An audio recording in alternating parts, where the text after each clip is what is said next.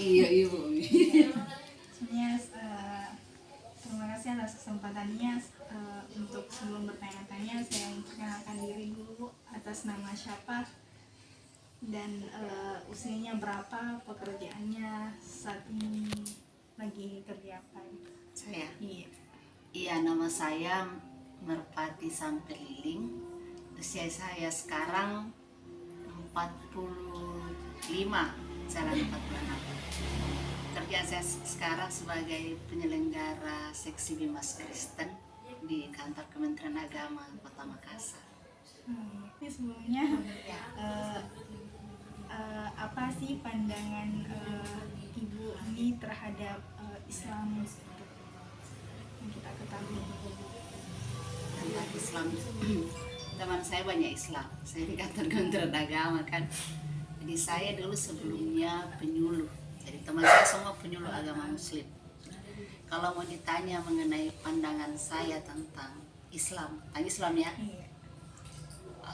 sebagai umat beragama, tentunya kita perlu saling bertoleransi. Walaupun mungkin keyakinannya berbeda, jelas beda ya. Keyakinan Kristen dengan keyakinan Muslim beda dalam hal akidah, dalam keyakinannya. Saya contohnya Kristen meyakini Kristus itu adalah firman Allah. Ini perlu ditanda kutip, firman Allah, atau dalam Muslim itu kalimatullah. Firman Allah itu yang kemudian menjelma jadi manusia pribadi, jadi manusia. Jadi kalau dalam Muslim kan firman Allah itu diturunkan jadi Al-Quran. Tapi kalau dalam kekristenan, firman Allah itu benar-benar diturunkan menjelma jadi manusia. Sebetulnya itu Kristus.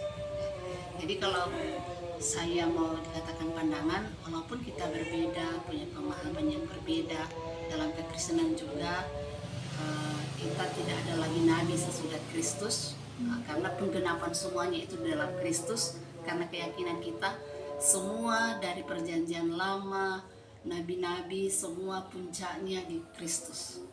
Kristus itu puncak dari penyataan firman Allah menjadi manusia. Maka setelah itu tidak ada lagi nabi. Maka bagi kekristenan kita tidak mengenal Nabi Muhammad misalnya gitu. Tapi bukan berarti kita tidak menerima keyakinan teman-teman. Dan gitu, bukan berarti begitu. Kita tetap menghormati dan menghargai itu. Nah, mungkin teman-teman mungkin berpikir kenapa orang Kristen tidak mengakuinya, itu karena memang tidak ada di Alkitab yang menjelaskan tentang itu. Karena bagi kita puncaknya itu adalah di Kristus. Jadi kalau mungkin bagi teman-teman puncaknya itu di Muslim, di Nabi Muhammad, kalau kita di Kristus. Jadi puncaknya setelah itu tidak ada lagi nabi yang datang. Jadi begitu. Tapi kalau mau dikatakan pandangan saya tentang Muslim, saya tetap menerima sebagai saudara, tetap saling menghormati, tetap saling menghargai, karena masing-masing orang punya keyakinan. Ya. Pertanyaan selanjutnya ini Bu, apa yang membuat yakin dan percaya bahwa Tuhan Yesus itu benar-benar ada? Gitu. Oh, kalau kita bicara itu, Yesus itu tidak hanya karangan, tetapi dia juga dalam sejarah. Jadi kalau kita sinkronkan antara Alkitab dengan sejarah, kelahirannya itu sekitar tahun awal Masehi, ya. Makanya kemudian tahun baru itu biasa orang kaitkan dengan tahun Masehi, jadi memang dia ada di situ. Kalau kita kaitkan dengan sejarah yang bukan Alkitab, dia ada di sejarah, dia lahir di sejarah. Jadi itu ada kesaksian dari orang-orang yang ada waktu itu, dari murid-muridnya, bukan hanya murid-muridnya, ada 12 orang murid-muridnya, yang kemudian murid-muridnya ini yang kemudian menulis Alkitab. Nah, itu jadi kesaksiannya itu mereka tulis ada banyak. Jadi kalau kita bicara tentang mungkin juga pemahaman teman-teman Muslim sekarang ini selama ini bahwa orang Kristen itu punya Injil, tapi sebenarnya yang sebenarnya adalah namanya Alkitab. Jadi Alkitab itu ada dua bagian, perjanjian lama dan perjanjian baru.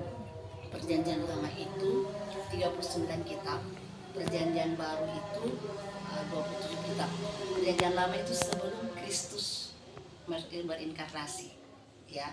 Jadi itu dimulai dari sejarah penciptaan dunia sampai pada saat Kristus mau lahir. Jadi kemudian perjanjian baru itu adalah Kristus lahir sampai kepada pemberitaan para rasul-rasul. Rasul-rasul ada rasul-rasul itu termasuk murid-muridnya dan termasuk Rasul Paulus yang sebenarnya dia bukan murid tetapi kemudian dia mengalami perjumpaan langsung dengan Yesus. Nah, kadang-kadang juga teman-teman Muslim anggap yang merubah semua keyakinan Kristen itu adalah Paulus. Itu keliru besar, salah. Karena kalau kita mau bicara tentang bagaimana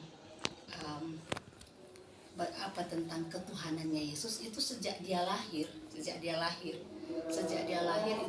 dia baru lahir di kandang domba. Malaikat yang pertama kali sampaikan kepada gembala, hari ini telah lahir bagimu Kristus, yaitu hari ini telah lahir bagimu juru selamat, yaitu Kristus Tuhan di kota Daud.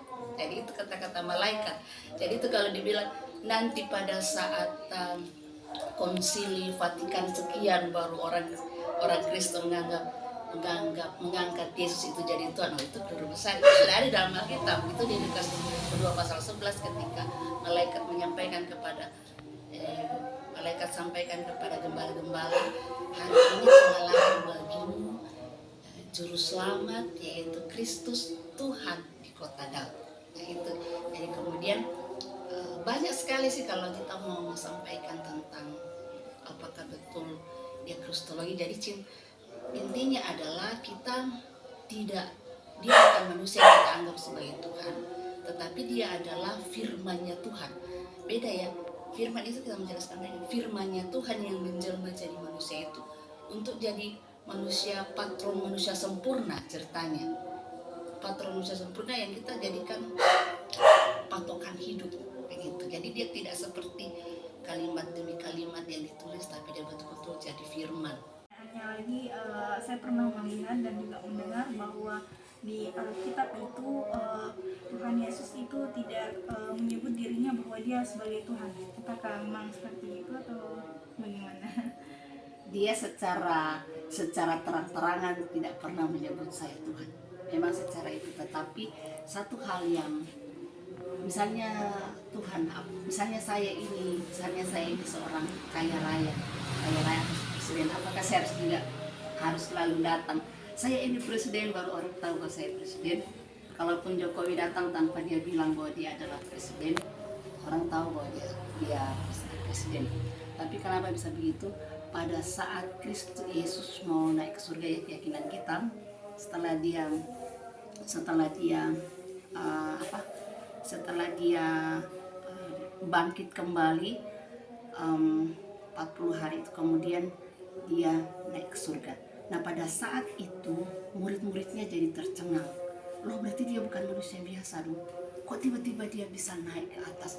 Nah serta-merta pada waktu itu mereka langsung nyembah tanpa tidak ada yang menyuruh. Mereka langsung nyembah dia. Itu ada di cerita di Matius ya. Semuanya kemudian sujud menyembah dia. Tetapi masih ada beberapa orang yang ragu-ragu. Kan sebelumnya mereka cuma anggap dia guru. Kan? Banyak yang kemudian masih ragu-ragu. Lalu Yesus bilang gini kepada mereka yang ragu-ragu, kepadaku telah diberikan kuasa di surga dan di bumi. Apa artinya kalau itu implikasinya ke kita? Kalau yang berkuasa di surga dan di bumi itu siapa? Pasti dia bukan manusia biasa kan? Ini memang pertanyaan terakhir kali mengenai beribadahnya Kristen, apa beribadahnya hanya di gereja saja atau bagaimana? Oh enggak. Sebenarnya kalau dari sisi ibadah itu kan sebelumnya orang Yahudi kan yang pegang perjanjian lama. Itu mereka justru beribadahnya 7 kali dalam Tuhan. Kalau Muslim kan 5, mereka 7 kali. Dan sekarang itu masih dipraktekkan pada gereja Ortodoks. 7 kali mereka ada jam-jam ibadah sepanjang satu hari itu. Tetapi itu tidak terlalu berlaku umum buat semua, karena keyakinan kita adalah kapanpun, dimanapun, tidak perlu diatur waktu kita bisa beribadah. Jadi secara umum orang-orang Kristen itu, secara umum seperti saya, ibadahnya kita itu pagi, bisa ibadah sendiri, bisa ibadah keluarga, pagi, kemudian malam. Jadi pagi dengan malam. Dan kalau di gereja itu ibadah secara bersama-sama, tapi kalau ibadah pribadi kapanpun kita bisa. Tapi memang waktunya tidak diatur bilang jam sekian jam sekian jam sekian, kapanpun.